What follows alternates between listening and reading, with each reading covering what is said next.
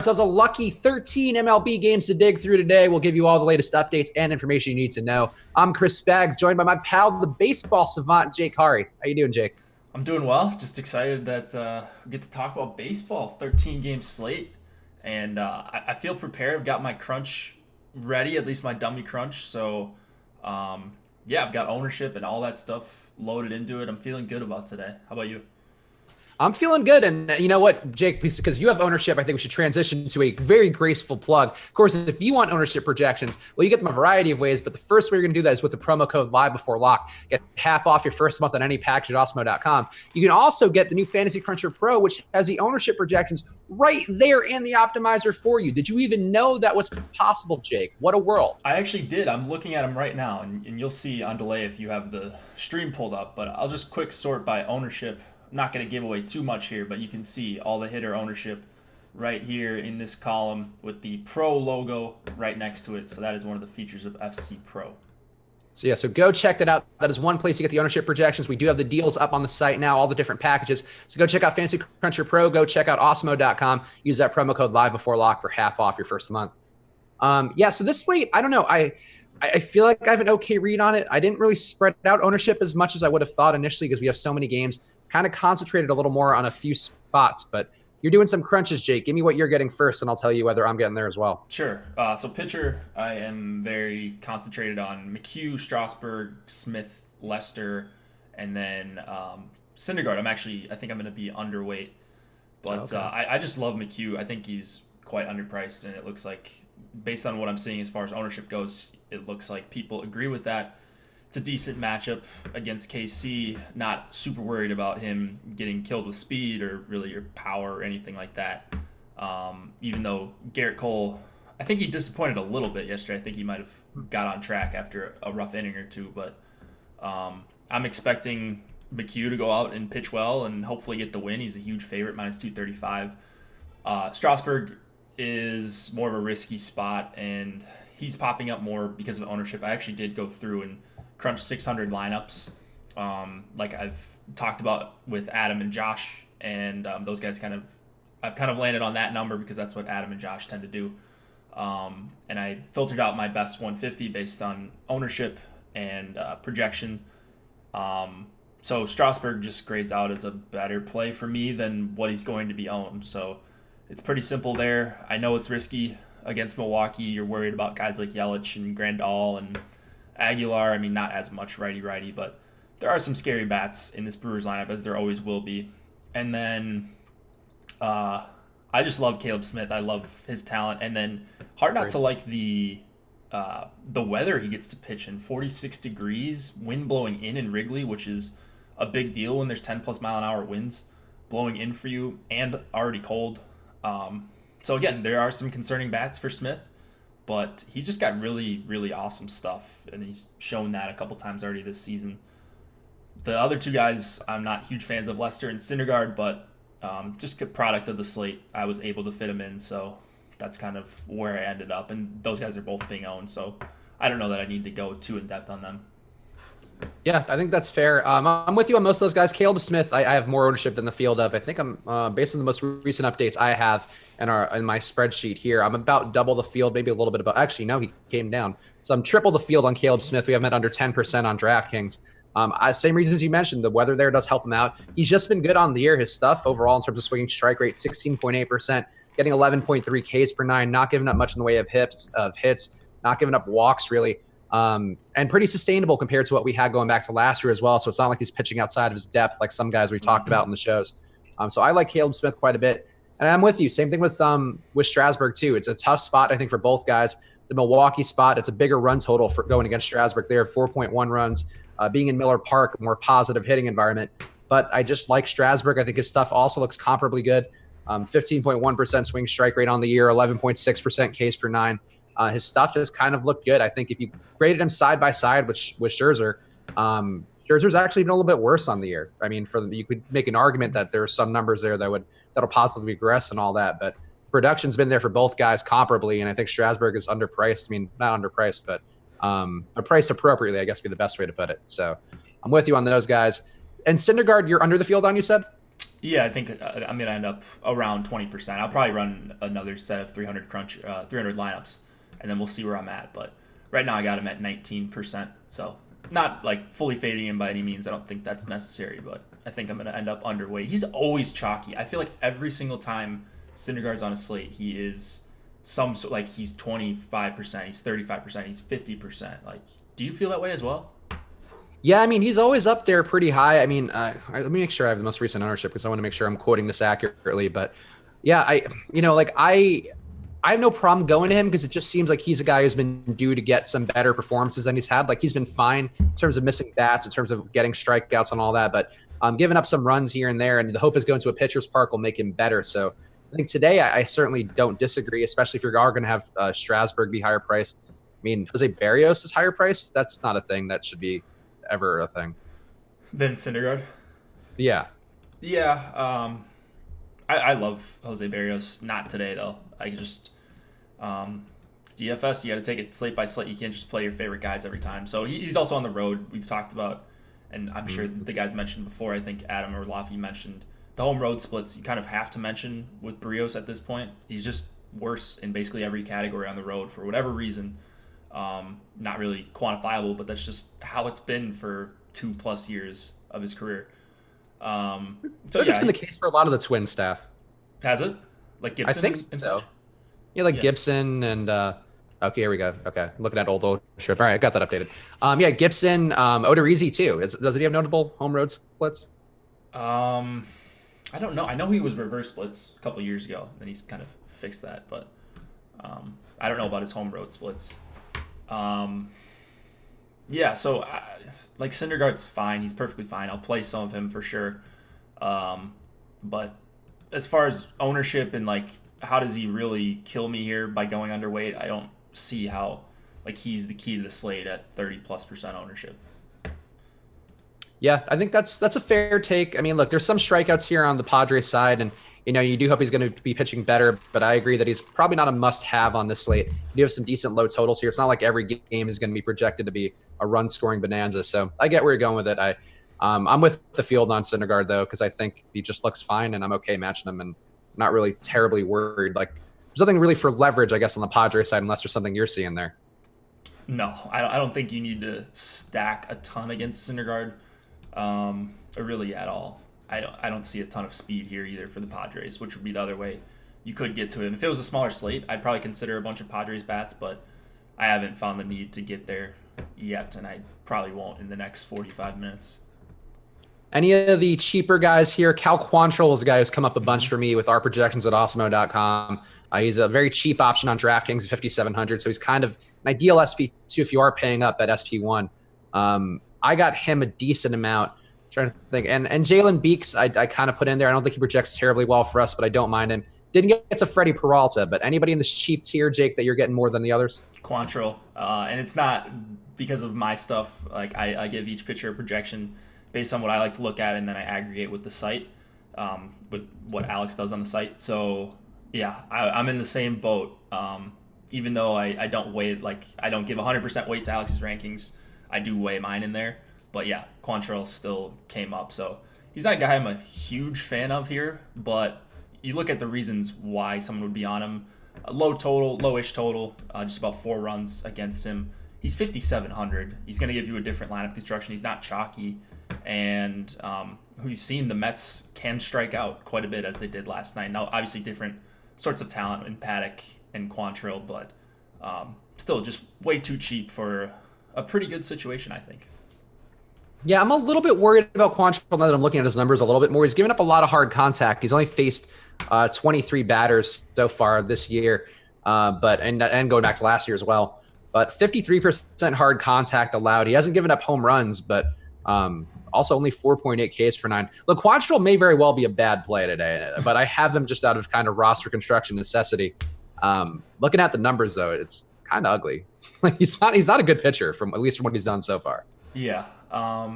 He's a price play, I think. Price and ownership. If we get the next update and he's 20% compared to where he's at now, just over 10, then maybe that he might get filtered out of a few more of my lineups, but I'm fine taking around the field of him, whether it's a little overweight, a little bit underweight on a guy like Quantrill. Just $5,700 pitchers that are pretty stretched out.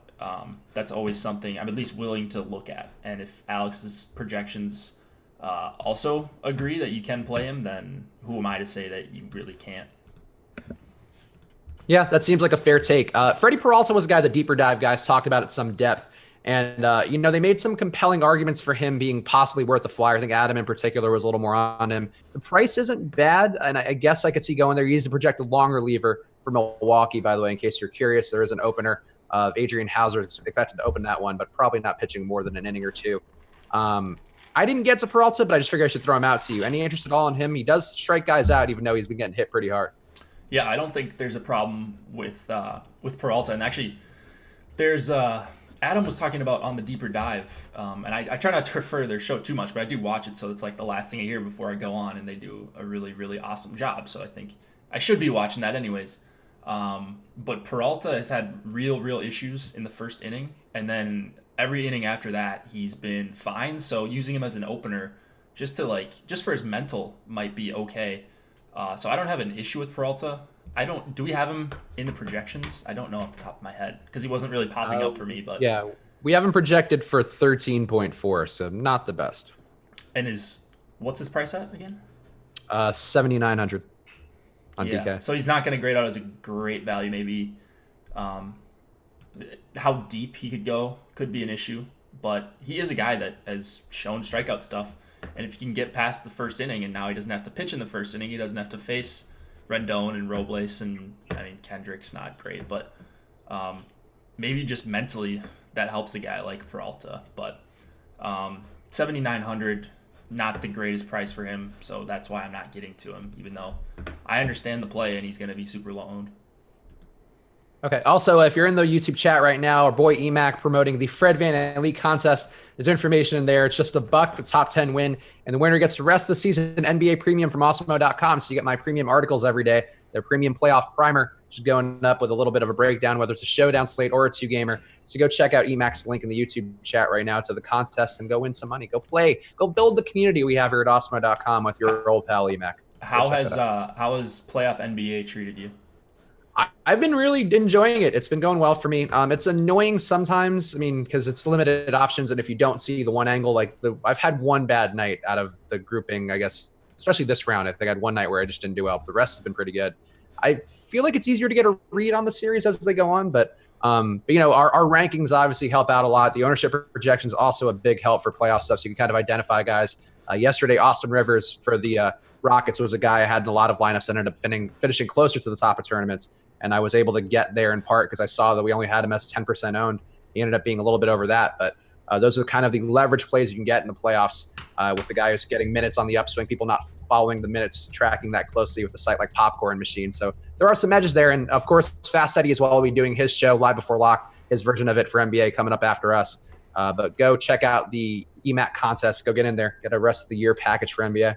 Yeah, I'm definitely going to be digging into some NBA. Well, not digging in. I'm going to let the ownership projections and the projections on the site, Josh's projections, do the work for me, hopefully, once we get to the finals. Because we've got the showdown ownership. That's pretty cool. Mm-hmm. I don't think a lot of other sites have that. So I noticed that, and right now I'm pretty busy with these 2-game and 1-game NHL slates. But you better believe, once the finals start, I'm all in on NBA for 2 weeks of the season.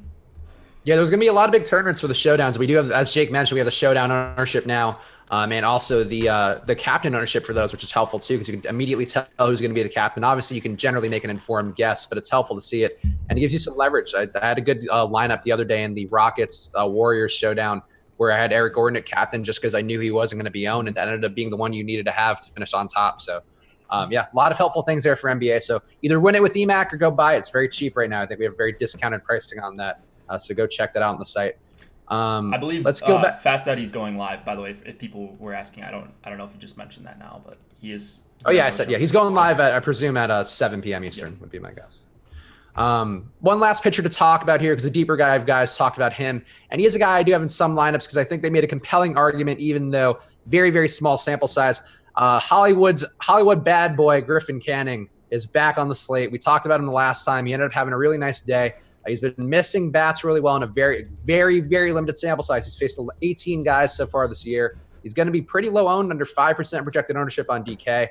He's, again, missing bats and at elite level so far in the I can't stress enough, very, very limited sample. But there are some signs here versus a Detroit team who strikes out a good amount. Any Griffin Canning for you, Jake, especially knowing the fact that he is Hollywood's matinee idol?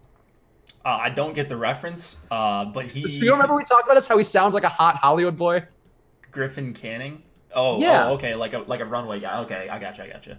Yeah, no, he's like a kid who'd be a Disney star who grew up, and now he's like that's starring what in the I meant. hot new Marvel movie. Yep. Okay, that makes sense. I can see that for sure. Like you watch Jake, him. come on, remember our bits. Yeah. Wait.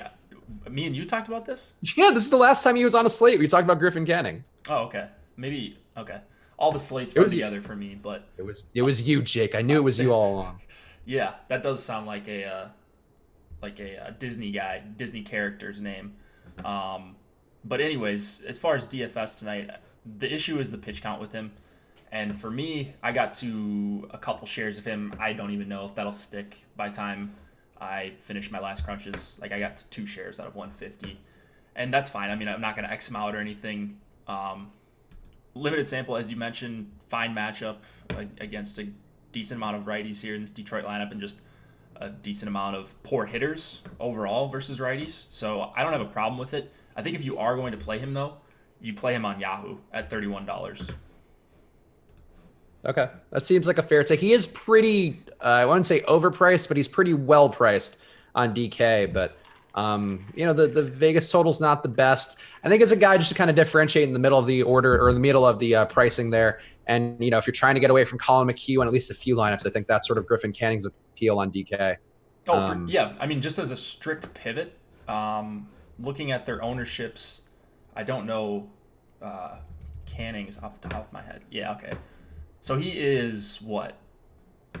7 times under the field, or I'm sorry, McHugh is 7 times his ownership on DK right now. So he's probably not 7 times as likely to outscore McHugh, but I mean, there are a bunch of other pitchers on the slate, so it's not a perfect analogy there, but as a strict pivot, I mean, if he can go out and he's going to miss a bunch of bats, like if he can get you 8 strikeouts in 5 innings and somehow pull out a win here, it's not the most unlikely thing in the world.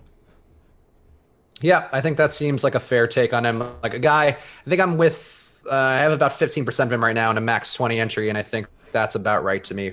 I like him enough. I think he differentiates a little bit, and given that a good amount of McHugh, I think he's sort of not a necessary evil, but a good play to make just as a pivot there in the hopes that maybe he is the greatest bat missing pitcher who's ever stepped into Major League Baseball. We don't know. We simply don't know yet. Right, and I mean, it's better to have a good short sample than a bad one. So you're True. jumping on him early if that's the case. Yep, there we go. Thank you, Jake, for that advocacy. I think that helps. And I mean, compared to like Taylor Clark, like who does not have a good short sample, I think that is a noteworthy difference to go to Griffin Canning, and the prices reflect that too. I mean, there's a reason Taylor Clark is as cheap as he is, and then Griffin Canning is priced for Hollywood success. Yeah. So all right, Canning also just had it's just one game, but absurd numbers: chase rate, swinging strike rate, and that's something I'll even take a look at for one game. If you can do that in one game, that means he's probably not going to suck. So, like, overall, like, he's got a lot of talent if you can post a 22% swinging strike rate in one single game and a 44% chase rate. Yep. Yeah, I agree. That's sort of, it's not going to be a play that you're going to feel terribly comfortable with, but it's a play that's, I think, worth making at some volume today if you're mass multi-entering any sort of size tournament. Let's touch on stacks real fast before we do our home run picks, Jake. We got about 5 minutes before we have to go. Of course, we give them at halfway through the show. We'll give a standings update too. I haven't made one in a little bit, so I'm a little bit concerned, but we'll give you guys all those updates. Jake, stack-wise, where are you getting the most? All right, let's go to the stacks tab on the good old Fantasy Cruncher. I've got it pretty spread out right now between Oakland, Boston, Cincinnati, and Philadelphia are kind of my top 4. I would like to get Minnesota up there, actually, against Sanchez. Maybe not, like Adam said on the deeper dive, maybe not a bunch of guys that grade out as great one-off plays, but the stack, I think 5 implied total against a guy like Sanchez who has trouble missing bats, and then a Twins team that's just been really, really good hitting-wise so far this season and just all over. So I want the Twins to come up for me a little bit into that like 8 to 10% range if I can. So those are kind of my top 5: Oakland, Cincy, Boston, and Philadelphia. So no Houston and no Coors for you. Houston's next. Okay. Coors, I'm not really heavy on. Did you get a lot of Coors using the projections on the site?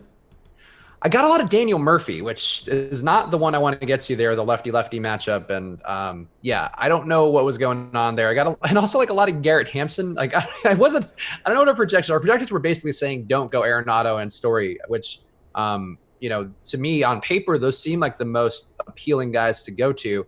But yeah, that's what I got, and I kind of forced them in there. I also forced some Giants in there, which I did get in one of our earlier projections. I was getting some of those guys, and then kind of got less. I was getting a lot of Mike Gerber, who he's not in the lineup now, but he's a negative WRC plus over like a pretty decent sample size. So that wasn't a guy I was super stoked to get to. So not getting here a ton, and our projections, I don't know, are getting me on the guys I want the most. But yeah, what about you? So as far as Coors goes, I got 2 5-man San Francisco stacks, 1 4-man Colorado, 5 4-man San Fran stacks, and then I got both of them in minis, 5 again for San Francisco, and 1 for Colorado. So I guess I'm kind of on the fade Colorado train here. I don't know if I'd go as far to say I want to play Bumgarner, like I think Josh was advocating for this morning, but maybe just good enough. And there are a bunch of other good spots where I think I'll allocate some of my shares elsewhere. Yeah, I mean, Bumgarner's been giving up hard contact going back to last year and this year as well, a 43.2% rate, 42% going back to the beginning of 2018. So he's been giving up contact, and obviously any sort of contact not going to be great in Coors. Just the one argument you could make for Bumgarner, it's going to be a little bit colder there. There was some rain, I think, over there, or at least on one of the sites I saw they were in the yellow. I think they're going to be fine. But yeah, I think Bumgarner, not a guy I'd want to get to. I just find it hard to believe somebody here, like there isn't a 3-run homer for somebody. I think as a stack, it's maybe not the most appealing. Yeah, I think you mentioned the Arenado and Story would be the 2 guys you want to go to. Lefty versus a lefty and Coors, those 2 guys are just money in the bank, it seems like. So those would be the 2 guys I'd like to target. While saying that, I got to 2 Trevor Story shares, and I didn't see Arenado there on my third baseman exposures. Yep, I think that seems fair. Actually, I accidentally hit this guy, but he's also being kind of a nudge. But I think we should address this point. Why not talk about negative regression rather than the recent performances? I mean, yeah, I think you could say, I think it was sort of clear when we were talking about Griffin Canning that he's not going to probably maintain the swinging strike rate that he has, which is out of this world. That doesn't mean that he's, as Jake mentioned, it's still a pretty impressive thing to note in a limited sample size going against a team who also stinks. So I think that's sort of where we're falling with it. But yeah, I don't know why that guy's being cut early. I mean, it's an ownership, there's a bunch of confounding variables anytime you're, making plays, making picks, if you're doing it in a smart way. So yeah, you could do the same thing and say, obviously he's not going to have a 22% swinging strike rate, a 44.4% chase rate, because no one is. But that doesn't mean he can't be solid in this game and be worth 8,200, even in 85 pitches, if that's all he can go. Yep. And I think you talk about a guy like John Lester, who we didn't really touch on at much depth, but he's been getting strikeouts at a rate which don't seem sustainable because he doesn't actually he doesn't miss bats. So it seems like he shouldn't be striking guys out at the rate that he has. So to me, that's a guy who I've talked about in the content I've done today, and I'm sure if we talk about him at depth, but I think he's due for some regression the other way as well. So, it certainly works both ways, but you're a little more team Lester than I am though, right? I am, which is weird because I usually hate Lester. It's just hard to avoid the Marlins matchup at this point. I mean, Lester's priced up, and he's probably not going to kill you, but if you fade him or whatever, I wouldn't get to him if I was hand building. But throwing him in 20-25% of your lineups, I think is kind of hard not to do on this slate unless you're making some super crazy stands. 2.9 implied total. It's just elite weather for pitching. 45 degrees blowing in once again. So same reason I like Caleb Smith. It's just that Lester's not as talented of a pitcher. He also has a better chance at the win here, according to Vegas.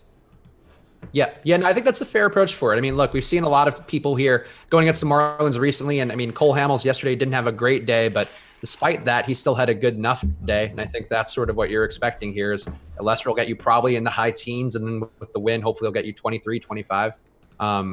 That's sort of what the hope is, but I just didn't get there as much because I think his ownership has come down a little bit. So that sort of makes him a bit more appealing. He's just over 20% right now in DraftKings, whereas before he was a little bit higher. So there's really no reason to avoid him other than just being like, oh, that guy sucks. But everything else, Vegas total, his performance this year in the Marlins lineup does seem like it supports Lester for the most part. The Marlins lineup's just so bad. I It mean, a is. bunch of righties in here, but it's not like Lester. While I pick on him all the time, I'll pick on him with good teams when he's going to be popular, or like that have 3 or 4 good hitters in the middle of the lineup. And it's like, yeah, maybe Alfaro has some power. Same thing with Anderson, but like, who are you really worried about, especially in this kind of just awful hitting weather? Yep, I agree. All right, we're at the halfway point of the show, so let's do it. We are doing the dong picks. It is that time. So if you want to drop yours in the comments right now, please do. And then you can claim all the bragging rights you want over all your peers in the comments. Jake and I won't notice at all, but if you want to do that, that's fine. The home run board for the year, Josh in the lead right now with 6 correct picks. EMAC number 2 with 5. I'm number 3 with 4. Jake number 4 pulling up the rear with 2, though, but you are on the board for 2, so you're heating up just at the right time, right before summer. Yeah, I'm heating up. I've had 2 in the last week, so that's a good way to look at it. If I can sustain this pace, I think I'll be in good shape by the end of the year. There you go. I'll let you pick first because you want me to go? I don't know where I'm going. Go for it. Okay. There's a couple guys I have in mind, and I don't want to say them out loud because I don't want to jinx it.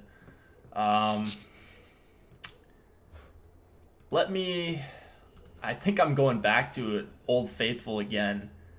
Eugenio Suarez I've got him as one of my highest exposed players on the slate against fly ball Mike Fiers. I know it's not a great park, and Fiers definitely he gets helped by pitching in that park when he does. But Suarez just has massive power, and I think he's going to be able to create some quality contact here against Fiers. All right. That's a good pick. And I have a good amount of that stack too. So I support that take going against Fiers, even though the park isn't that beneficial for hitting. I gotta go against Hess here, I think. Which way? So now here's a question. Do I go with the guy who's due for some negative regression, like Michael Chavez, who's been hitting really well in the year, but he's probably not going to hit a 7.8% rate for the rest of the year, or with a guy who's due to come up? Oh, you said negative regression. Okay. I was thinking JD. I mean, he's the guy that's due for some positive. Yeah, no, JD due for positive in the worst way, but he apparently, like the deeper dive guys were saying, he's under like a 100 ISO versus right-hand pitching. Right, but his expected ISO is like 200 points higher than that. So he's getting unlucky for sure, but he's also he hasn't been hitting as much quality contact as he has in years past. All right, JD's got to prove it to me. I'm going Mookie Betts. JD triple dong game. Here it comes. JD's already let me down, let's see, once this year? Yeah, just once. So I think I'll hold that against him for now. Mookie's at least making the contact I want to see. So go Mookie, go. All right. Emacs got Bregman, and then Ben Zobrist is scratched. Oh, okay. So let me load in this new Cubs lineup. Ben Zobrist not relevant to me because I'm only going against them with Caleb Smith. So suck it, Zobrist. Wait, was Zobrist even in the lineup anyways? I don't think he was in the projected lineup now. Yeah, I don't know. At least that I saw, but maybe updated somewhere in the middle. Yeah, could have been. All right, let's refresh that. Okay. Yep. Alex Bregman. All right, Emac, you're in the books here for your pick. And Josh doesn't need a pick because he's in the lead, so he doesn't have to pop into the chat now with his little picks. Brett's pick is Bryce Harper. Brett, good job. Good pick by you. I actually like Bryce Harper quite a bit. That's such a good pick. Brett got one yesterday, didn't he? Or was that yesterday or a couple days ago? I think it was yesterday. Me and Josh were on. Brett's sneaky pretty good at the DFS thing, even though Brett's our social media guy if you're not familiar. So all the tweets that you're seeing for the most part coming from him and our other guy, Ryan. And Brett's pretty sharp. So keep your eye on Brett's pick. I think Bryce Harper. We gotta start marking his in chat or in the Diddy Dong. Yeah, he didn't get that yet. You didn't earn that yet, Brett. Well, maybe one day. One day you'll get on the Excel spreadsheet alongside such luminaries as me, such an elite Jake. Club. Yeah, the guy who went 0 for 30 in April. You're digging out one by one, Jake. That's all you can do in life. Let's see what other. Okay, Houston's a stack we haven't talked about yet, but they're one I liked a lot. I forced in there. Altuve's at a fantastic price on DK. A guy who has enough pop to get some home runs out there. So you're not going to them, and I think I know the reason why. I feel like it's because you believe in Danny Duffy's resurgence. I don't really. So I never thought Duffy was terrible. It's a huge implied total, and I do have some Houston, but they're just not in the top 5 right now for me. Could they end up fifth? I mean, sure, they could end up fifth, but I guess I'm not just like wild about them like it seems like some other people are, namely you. But yeah, I just think Duffy's a fine pitcher, and they're getting filtered out with the ownership that I weigh. So that's the only issue. I just have Boston as a better play by a decent margin as far as a stack. So that's kind of where I'm going. But if you want to say Houston's a better stack than Boston and Philly, I don't think you're dumb by any means. Yeah, I mean, I would say Boston I like more as a stack, and Houston, the price is up a little bit more where, I mean, not that Boston's cheap, and I guess, the price is pretty comparable. I don't know. I think Houston's going to be lower owned, so that gives me a little bit more of an interest in them. Like Altuve is going to be 25%, but everybody else here is going to be under 10% on DK, so that stacks ownership isn't that bad. Whereas Boston, let me just double check what Boston's at. Yeah, Boston, a little bit more ownership on the top guys and a little bit more spread out ownership. I don't know. I just think Danny Duffy seems like he's been okay this year, but probably due to kind of get a little bit worse. And the run total's so high going against him, 5.9 runs, the highest on the slate. Just seems like Vegas is saying Danny Duffy's not going to have it today. And the bullpen, not good either. So there's a lot of ways Houston gets them. And I think I'm willing to take the shot with the good team instead of the pitcher who just kind of sucks. For sure. And like we said yesterday with Means, or like I said yesterday, just because, the Red Sox get blanked or whatever, they have one run through 5 or 6 innings, like don't count your dollars yet if you faded them. Same thing with the Astros here because the KC bullpen is pretty tough. So I think the 5.6 implied total is more of an indictment on the KC bullpen than Duffy. Also, John Means. I mean, look, so we've talked a lot about John Means. That's our guy. Our most popular topic on Live Before Lock and the various other shows might be John Means over the last 2 weeks. I think that's the spot where you want John Means, is like where guys are seeing his stuff for the first time and they're seeing that change up for the first time. But I bet if he plays the Red Sox again, like in a week or two, he's going to get absolutely shelled by him. Yeah, for sure. I think any pitcher that doesn't have great stuff like a Scherzer, Snell, or DeGrom, guys like that, when you face teams multiple times in the span of a couple weeks or a month, no matter how good your stuff is, if it's predictable, even if you have a big array of pitches, like it's going to be easier to hit you the 7th time they face you in a couple weeks type of thing. So yeah, and especially like a guy like him, I think relies on the changeup so heavily. I think you see that when it's coming a little bit more. I think teams are really going to have a field day with him the second time. But that first time though, like I think if there's one rule I'm going to initiate for John Means the rest of the year, play John Means against teams who he's seeing for the first time, who strike out or even who don't strike out, and he'll be profitable. All in John Means. Yeah, I was proud of him. I mean, like I had a lot of that Red Sox stack. It sucked from that perspective, but I was happy for him upsetting so many people with his greatness. Yeah, I didn't believe in Means yesterday. I thought he was going to get walloped, but so I've been right once, wrong once on Mean. Or no, I think I'm 1 for 3 on Means actually. So Joey Ricotta, or Joey, we're not doing the full Italian pronunciation. Joey Ricotta in the chat is saying that it was the second time that John Means has faced the Red Sox. So there goes my theory already. I don't recall him facing them. Well, there you go. Oh, it might have been a relief stint. I don't think he's faced him as a starter though. I can't. I might look this up. Means. Talk some more about your stacks because I want to confirm this. Okay. Let me go back to these. FC going a little bit slow because I have 600 lineups. Jesus. Oh, but you're crunching extra though because you like to pare it down. Yeah. So I crunched down to the top 25%. All right, here we go. So Suarez, you guys see, is my highest third baseman. As far as stacks go, again, it's going to be Oakland, Minnesota, Philadelphia, Boston. Not teams that are super hot takes or anything. It is a big slate. You can get different with the stacks. It's not like everyone in the lineup of these chalky stacks are 15-20% ownership. So I don't have a problem playing the chalk on a 13-game slate. So John Means did play him once, but I think it might have been as a long reliever. So let's say that doesn't count if that is the case. Yeah, all right, that doesn't count. Then the theory holds up and we're perfect. Yeah. As long as your theory holds up, it doesn't count. Yeah, that's how you should play baseball DFS. If your theory is correct, it's fine, and if it's incorrect, then then just keep going back to the blackboard. We got the last lineup on the slate just now, the Mets. Oh, there we go. So now I can start running crunches. But yeah, definitely want to take advantage of confirmation bias. That's how Alex and Tom are so profitable all the time. They just have a take and stick to it, and then profit hundreds of thousands of dollars off of it. Yep, it's all that simple. Just have a belief about John Means, and you'll be fine. All right, what stacks have we not talked about that I have some? Oh, here's one that I have a little bit of, which I'm not crazy about. We did talk about Bryce Harper, but this Philly stack I wish I had gotten more of, because I think Dakota Hudson, somebody's saying he's the best value on the slate. I don't see that from anything he's done thus far, and he's a guy who has been really bad versus lefties so far. He's faced 128 lefties going back to last year, 2.4 whip, 7.9 xFIP, 13.5 hits per 9 allowed, and a BABIP of 390. So maybe some bad luck there, but like 130 batters faced is it's a lot of batters. I think you're getting to a point now where he actually does have a pretty appreciable problems versus lefties, and you have one there in the middle of the order with Bryce Harper, who's going to cause some problems, I think, for him. And then Herrera too, not a bad hitter, coming a couple behind them either.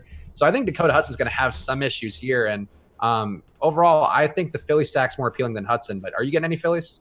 I I am getting Phillies. They're right up there near the top with Oakland and Cincy and Boston, all in that range. Hudson coming off a nice start against the Nationals, but that lineup had been a little bit watered down with no Rendon, hurt Matt Adams as well in his last start. So I wouldn't just chalk it up as Dakota Hudson. I was gonna say Dakota Fanning. I think just she might be as good of a pitcher versus lefties. I was thinking of Griffin Canning, and then Dakota Hudson. So Dakota Fanning and Griffin Canning would be the greatest couple in Hollywood. Yeah, they'd be all over cover of Us Weekly for sure. Yeah, but no, I don't think that all of a sudden he's a great pitcher because of one start. His chase rate is really low, and Philadelphia has a bunch of very patient hitters. So under 23% chase rate so far in 6 starts. The swinging strike rate is pretty good. But yeah, you're worried about Harper. I mean, you're worried about some of these other Phillies hitters in this lineup as well. So I wouldn't call him the best value on the slate. 4.7 implied total against him. 72 degrees, about as good of hitting weather as we have on this slate as well. So I'm not really seeing it with Hudson, and I am with the Phillies bats. Yeah. All right. Yeah, I agree. I think I have more one-off Harper than I do full stacks, but I think the stacks interest me. I just think Dakota Hudson, I'm not super impressed by what I'm seeing. He's not a bad pitcher by any stretch. He's also not giving up a ton of fly balls. So if you want to give something to his credit, I think that's fine. But yeah, I think he's just not a great pitcher. And, it's not a perfect spot either. Like if this were a matchup, like if you were going against, or rather if the Phillies were going against Dakota Hudson in Milwaukee or something, not that would be a thing that would occur, but like if it were a positive hitting environment, I think I would like the stack a little bit more. But for now, I think they're okay, and I'd rather have more one-off Harper. Is this true that Cozart is going to be almost 30% owned? That has to be a typo, right? I mean, I know he's 2,500 on DK, but yeah, I don't get. I mean, yeah, 2,500 is a price that I guess people will go there. I don't know. That seems really high, but at 2,500, that's by far the cheapest guy who's, I guess, playable technically. Yeah, I don't see it with him. I'd rather go elsewhere. I mean, the opportunity cost at shortstop and second base is huge as well. So I think that'd be a pretty easy underweight for me. Yeah, I mean, you have a very cheap Altuve relative to him, who we talked about before, 4,200 on DK. I'd rather find the money and get there and still get some degree of savings. And I never, look, I think if Cozart fits, like let's say you have like $2,700 left or whatever, and he works for you and you have that position open, I think those are the times I'm okay with him, because anybody could hit a home run on any given day, but he's just so bad. On the year he has a -22 WRC plus, so that's not good. Seems creating pretty bad. -22 runs. Yeah, that's not very good. So what is a negative WRC plus? That means you're taking opportunity off the table, right? But even more than average, or like substantially more than average. Yeah, I don't even know how that would work. An average weighted runs created plus. I guess average is 100, right? No.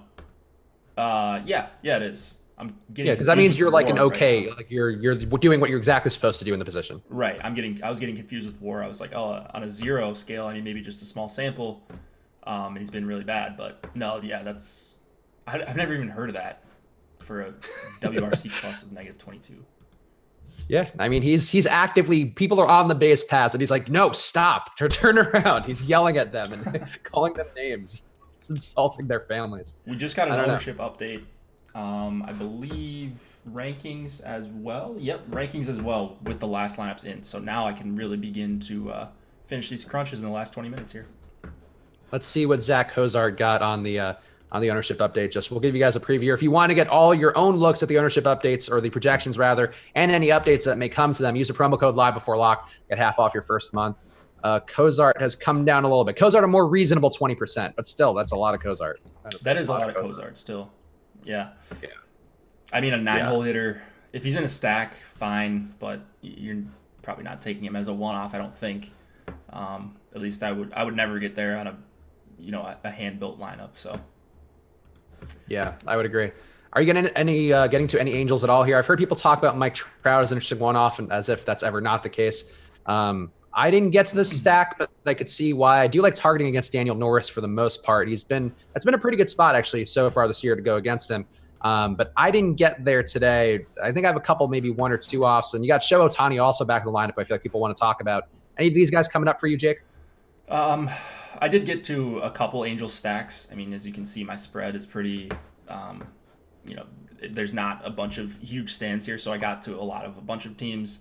Or a little piece of a bunch of teams, I guess I should say. A nearly 5 implied total against Norris. I can't really make up my mind on who I think Norris is at this point. I think he's an okay pitcher. The two guys you're worried about on the Angels here are obviously Trout and then Ohtani, even lefty. So Ohtani's ownership is, let's see where he's at right here. If he's going to be under 5%, I absolutely love that. As a one-off or, in a two-man with Trout, he's a guy you do not need to avoid lefty. But as far as the other Angels hitters go, not guys that I'm getting to a lot. Yeah, I think I would rather wait for a day. I mean, obviously Ohtani probably won't only see lefties today, but he does get less power. He's got a 131 ISO versus lefties, a 222 batting average. He's okay versus lefties, but he's not like Christian Yelich where he's still like a great hitter. He's just like a lesser hitter. I think he's a little bit less good. I'd rather wait for him getting a righty matchup. I think we've seen people with Asian caricature usernames popping into the chat saying show Ohtani. So I think there's enthusiasm for Ohtani that might maybe not match up to what his actual opportunity is today. Ohtani's fantastic. I love Ohtani. Yes. I would play him basically all the time. I think he's one of the better hitters in the majors already. I don't think that's even a hot take at all. He's really, really awesome against both righties, and then he showed some success against lefties last year as well. Yeah, I think I would just be less inclined to one-off him on the first day coming off of an injury. Like, I think I'd be curious to see if he goes against tomorrow because I think if he gets a righty matchup, I think that's when I'm a little more inclined to jump on him. But I get it. I get the enthusiasm for him. He was fun last year, and it's good to have him back in the league. He is coming off Tommy John, so that means he can't pitch basically this entire year, right? I believe so, yeah. He can hit, but he can't pitch. Yeah. I remember I think when me and Josh were on the strategy show, they announced he was out. We were like, oh man, we're not going to get to play Ohtani for another year or whatever. And we were sad about not being able to see him pitch. But I guess you can hit coming back from Tommy John. You just can't pitch because that's a lot of stress on the old elbow there. Yeah, he was hitting last year too. I remember when they announced that and they're like, oh, he's going to get the surgery. And then he didn't get the surgery for like another month. Like he ended up just hitting on the busted or ulnar bone or whatever it was. I forget. It has some weird, it's like a U something, but UCL, that's what it is. Oh, you're asking the wrong guy. I've got no idea about anatomy here. I feel like it's ulnar something, but you know what? It's probably not. Tommy John ulnar nerve. That's it. Ha! Ulnar collateral ligament reconstruction is what the surgery is officially called, according to Johns Hopkins University, which is a very credible source. Yeah, I've heard of them. Yeah, if you want to get your Tommy John done, Jake, we'll send you right to Johns Hopkins. Thank you. I'll keep that in mind after my softball career comes to an end. Tampa Bay stack we haven't talked much about. We did talk about Taylor Clark sucking, but we didn't talk much about Tampa Bay themselves going against Taylor Clark. I didn't get here a ton. I think I might have one or two stacks. I don't know why. They came up a little bit in projections, but I kind of went different directions. What about you with Tampa Bay? I did get to some of them. They're in the 5% range for me. So, again, spreading it out quite a bit with my stacks tonight. I don't have a problem targeting against Clark. I don't see anything that's super impressive from him. And I think the Rays are going somewhat overlooked because it's not a great park, but a 5 implied total almost for Tampa. I've got no problem stacking them up. It's just you've got to get creative with the Choi, Diaz, Nate Lowe, 3-4-5 there. So that's the only issue, is it's a little bit difficult to stack. You can't play both Choi and Nate Lowe, and then Diaz also has first base eligibility. So that's why you have Cruncher, I guess, because it figures that out for you. But if you don't, it's a little bit difficult. Yeah, and I still like Nate Lowe's a guy who comes up a lot in projections. I still haven't seen enough from him, like in a stint coming up. Like he's not hitting for much power. He's not showing a ton here. Hasn't hit a home run yet, at least versus righties. So I haven't been super impressed by him yet, but he does pop up a lot in crunches where I feel like I might be inclined to take one of the other first base options out of that grouping. But that's just me though. I would like to see Lowe give me a little bit more, especially if he's going to have another name. I got used to Brandon Lau. Now I have to have Lowe and Lau on the same team. It's too much. Yeah, I think I messed it up like 6 times yesterday with Adam while I was on the strategy show, because he's got it down, the Low and the Lau, but I always have to. It's like a speed bump that I go over whenever I mention one of those two guys. Ron saying Tommy John Hopkins. Yes, if you want your Tommy John done, go to John Hopkins. That's the place to be. That is Johns Hopkins. That's right. It's 2 S's. All right, 913 Tampa Bay stack. That's very specific, but Michael Perez is fine at catcher, very cheap. So sure. What else? What else do you have in your crunches, Jake, that we haven't talked about? So, nothing really different coming up. I mean, I'm getting. So the thing is, when you use this like ranking system and you run it by my projected, you're gonna get a lot of kind of weird stuff at the top. Like you'll get all the chalky guys at the top. So some of the guys that are coming up right now while I'm running 170 lineups in, like Marwin Gonzalez, Jackie Bradley, JD Trout, but once that gets filtered out, it doesn't look like you're just playing straight chalk. Like I'm getting 15% Cozart as well, and I'm not going to end up there. So that's the thing I kind of have to remember. I always feel like something's wrong when I'm doing this before I grade out all these lineups and filter out the ones that are too chalky and such. But yeah, nothing. Wait, so how are you grading out for the people who I guess might be confused, including me? Like, how are you actually accomplishing that? So I have just like a formula in Excel. When I input, I give everyone an adjusted projection based on what their ownership's going to be. And I'm still playing around with it. So that's why I'm playing like really low stakes and stuff, just trying to see if this kind of thing works. But then I can actually do it in Cruncher and just sort by my adjusted projection once the 600 are out, and then take the top 150 of that. Got it. Okay. Yeah, that makes sense. I mean, that is something that you've talked about, and Adam's also talked about, and Josh talked about ranking lineups. So something which I'm sure we'll dive into more in content, but certainly a thing that a lot of the smarter players on our staff are doing right now to figure out their optimizations. For sure. Yeah, I know Alex does that. Something similar. Obviously, I don't know exactly how he does it. Otherwise, I would be a multi-millionaire, but, you know. That's why we just have to steal his brain. One day we'll steal Alex's brain like National Treasure. We'll break in there. Perfect. Nick Cage. No, hopefully he's not watching this. Otherwise, he'll be onto it. He'll be guarding his brain with all of his might. Let's see. Oh, here's a stack we didn't talk about at all, but they came up for me on Cruncher, and they're a decent value going against a crappy pitcher, but not a great hitting environment. Pittsburgh going against Adrian Sampson. The prices kind of work there. I guess they're still priced up a little bit given the fact they're in Pittsburgh, but not a bad spot. I don't mind them, and I did have some of them, and we just haven't talked about them. So any Pittsburgh guys for you? I did get to Pittsburgh. They're in like the 6 to 10 range for me rather than top 5 as far as ranked stacks. I don't know. I mean, I don't think Sampson is very good. Pittsburgh's a tough park to hit in. I mean, it's not perfect to hit in, I should say. But he has struck out 20% of lefties this season. He is giving up a bunch of hard contact. The on-base percentage is good, though. 275. Short sample we're talking about with everyone so far, but he actually hasn't been too bad against lefties, so that's why I'm not getting Pittsburgh in like that top tier for me. Okay. Yeah, that seems like a fair reason why not to not get a bunch of them. Yeah, I mean, it's a 4.6 implied run total, so I think there's probably some value to unearth here. And I landed on some Polanco and some, I think I have some Frazier, Polanco, Reynolds. I had a couple groupings here that came up, I think, just because they make some of the higher price stacks work. But yeah, not the most exciting stack to the point where I just forgot that we didn't even talk about him until now. But that is one that is available. Steven Brault's on the other side, another cheap guy. Any thoughts on him? He's one who I thought I was going to get, but when I aggregated with the projections on the site, he was filtered out. So I don't have problems targeting against Texas really ever for strikeouts. I especially like lefties when you have Odor and Gallo in there, but there's not really that many lefties. I mean, there's no other lefties besides those two guys in the lineup. So, Brault, like, he's fine if I end up with him in a lineup or a few lineups here. I'll be happy. If not, I'm not really going to worry about it. I don't think he's one I'm going to be worried about, like, sweating because I'm fading him or anything. Yeah, the one thing I would say to his favor, he's only faced 39 batters so far this year, and going back to last year, his numbers weren't great, but he did miss bats at an okay clip. This year, he's got a 13.8% swing strike rate and a 34% chase rate, and he's been getting 11.4 Ks per nine. Still giving up home runs, still getting kind of unlucky with his BABIP at 380, but I don't know. He's been not bad, and Texas does have some flaws. I mean, they have a 26% strikeout rate versus left-hand pitching, so on the year. So maybe there's some room for Brault in your life, but I didn't get there a bunch, but I kind of wish I actually had some exposure now. He's cheap and could get some strikeouts. Michael Perez is scratched. Zunino's in. Oh, all right. That's important for that one guy who was very into the 9 part of the order.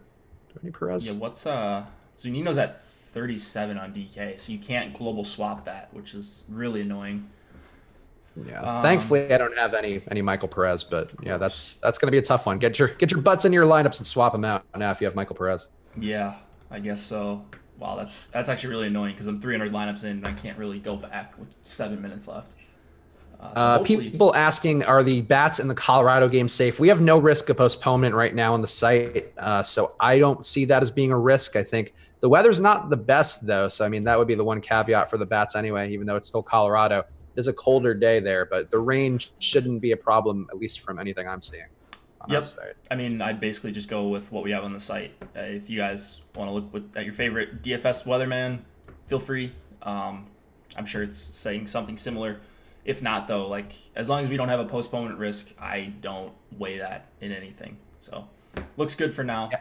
That could change, and maybe we'll have a weather update from the Osmo Weather account. But as of now, playing it straight up every game.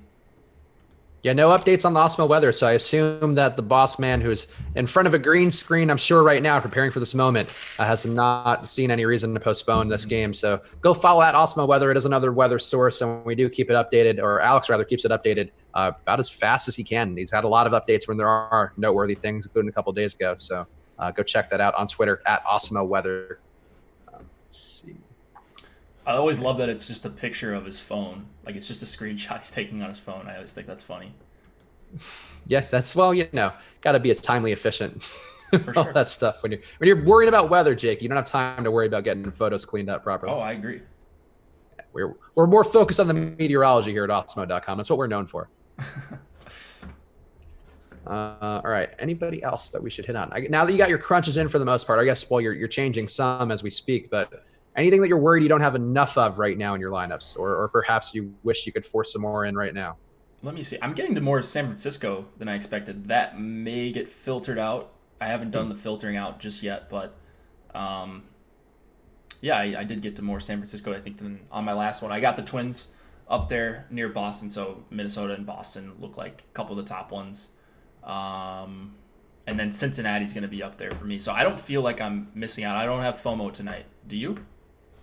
I kind of wish I'd gotten more of the adjusted Giants lineup. I had some guys in there from the projected one that I kind of just took out and was fine with.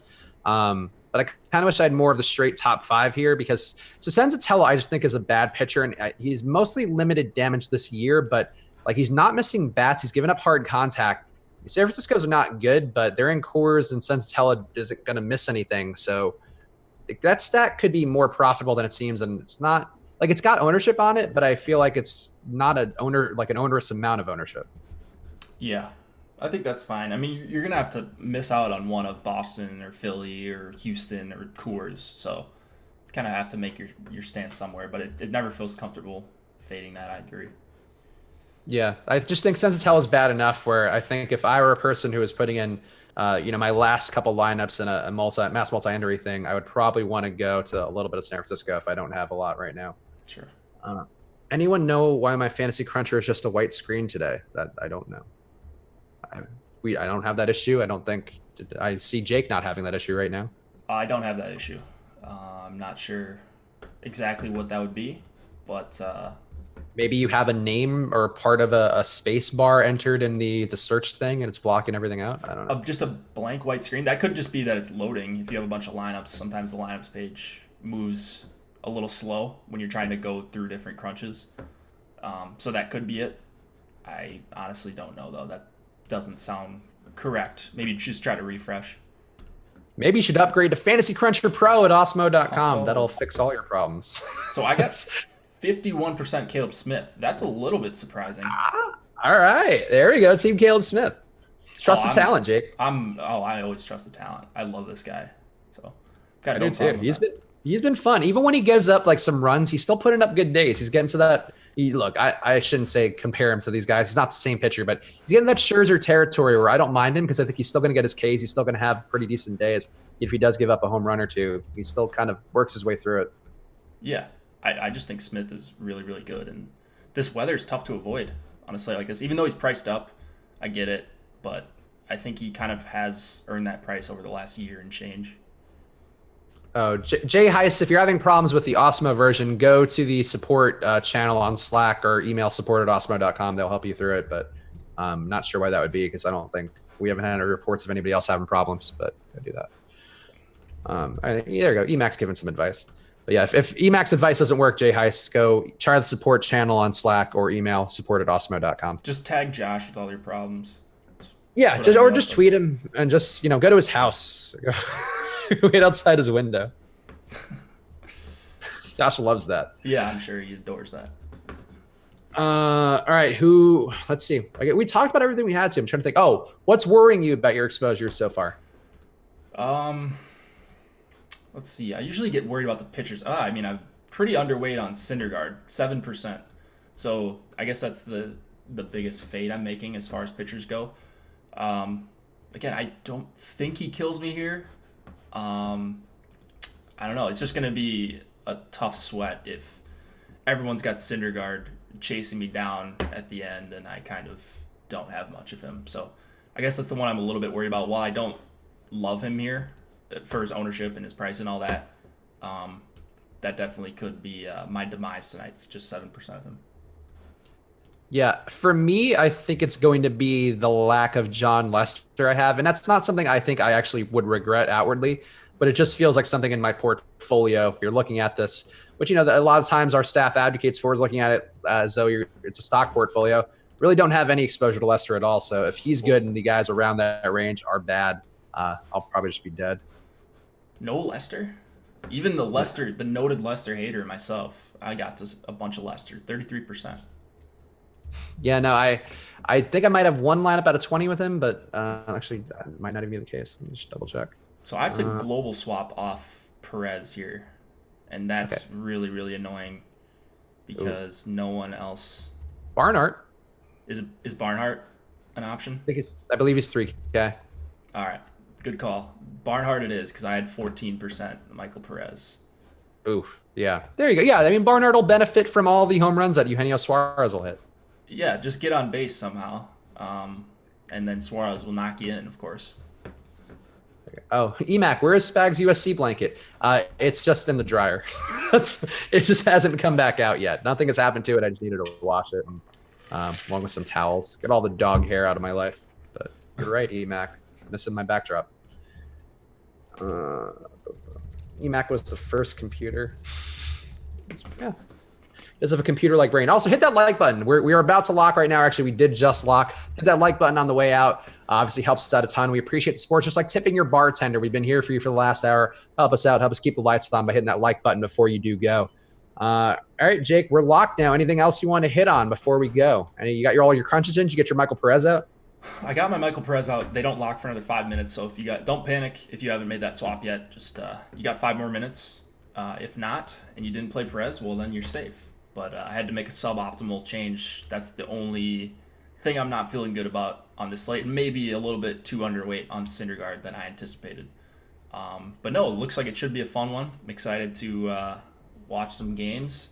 And we also have a pretty big NHL Game 7 tonight, Dallas-St. Louis. So I'll be watching that as well. Yeah, and we do have an NBA slate of 2 games coming up as well, which Fast, Eddie Fearley walking you through momentarily on the channel. So go keep your eye peeled for that, or your eyes peeled for that link when it goes up. Should be going up momentarily. I'm going to go make NBA lineups. So go use that promo code live before lock. Get half off your first month on any package. We talked a lot about Fantasy Cruncher Pro on this channel. It's a really good addition to their offering there. A lot of different ways to improve with your research and just being able to see what the best pros are doing right now when they're building lineups every day with lineup study. Also, the rewind tool has gotten better. You can see how you would perform in individual tournaments. So when you run your optimizations with previous night's lineups, you can see how you would have done in actual tournaments. It's a real life example. It's very valuable information. So check it out now. Use promo code live before lock for half off any package. And tomorrow, it's not you, Jake. It's me and Josh. I believe it's you and Josh. Yep. Okay, so tomorrow it'll be me and Josh here live before lock. So tune in then, hit the like button, subscribe to the channel, hit the notification bell so you know whenever we go live. We'll be back tomorrow with a bunch more content. So we'll see you guys again soon, and good luck.